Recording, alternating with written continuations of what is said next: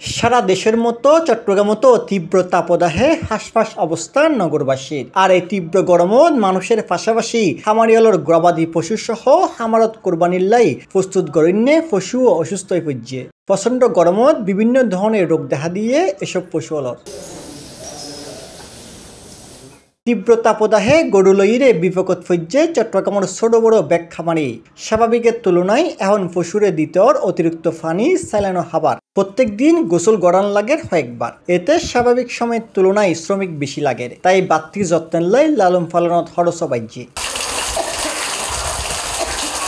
এই প্রচণ্ড গরমত বড় পরিসরে গরুর সেবা কিভাবে গড়ের সে সম্পর্কে চট্টগ্রামের এক বড় খামারি জানাই, আমাদের প্রত্যেকটা শেড আমরা প্রচুর হাইট দিয়েছি।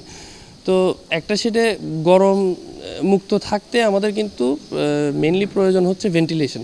তো ভেন্টিলেশনের জন্যই অ্যাকচুয়ালি আমরা যেটা করা সেটা হচ্ছে হাইটটা একদম বাড়ায় দেওয়া, যেটার কারণে দেখা যাচ্ছে আমাদের কিন্তু কোনো ফ্যানও দরকার নেই, কারণ আমাদের এয়ার ফ্লোটা অটোমেটিকলি থাকতেছে।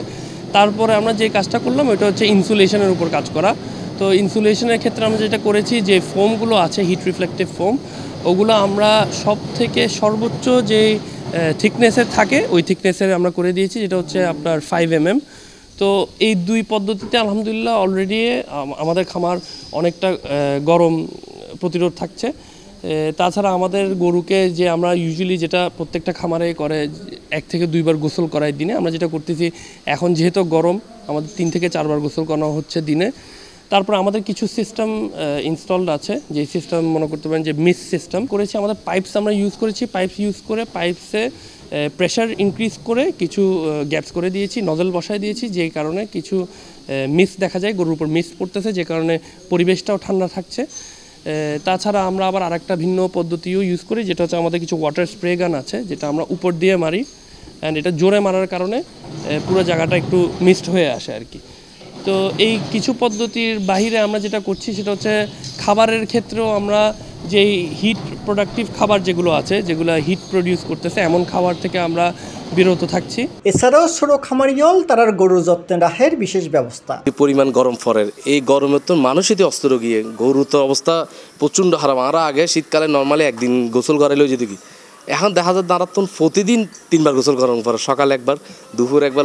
যেহেতু গরম ফরের এই গরমের কারণে আর খানা খরচও বাড়ি গিয়ে গরুরে যে লিল খাবার নজর প্রাকৃতিক খাবার আনতে গেলে বা প্রাকৃতিক খানা কিনে দিতে গেলে দেখা যায় কি আসলে যেভাবে চেষ্টা করি আর কি সুন্দরভাবে গরু তুলি বেলা বলি, এইভাবেই আমরা হাবাই প্রত্যেকটা গরুরে। কিন্তু এই গরমের কারণে আর খানা খরচ বাড়ি গিয়ে কষ্ট বাড়ি গিয়ে গই, এবং 24 ঘন্টা আসলে ফ্যান চালন পরে, মানে এইভাবে আর আসলে খরচ বাড়ি গিয়ে গরুর এখন যদি 19-20 স্টক করে ফেলা, বেশিরভাগ হিট স্টক জীব এই ম্যাক্সিমাম গরু মারা যাবে কিন্তু হিট স্টকের হারণে।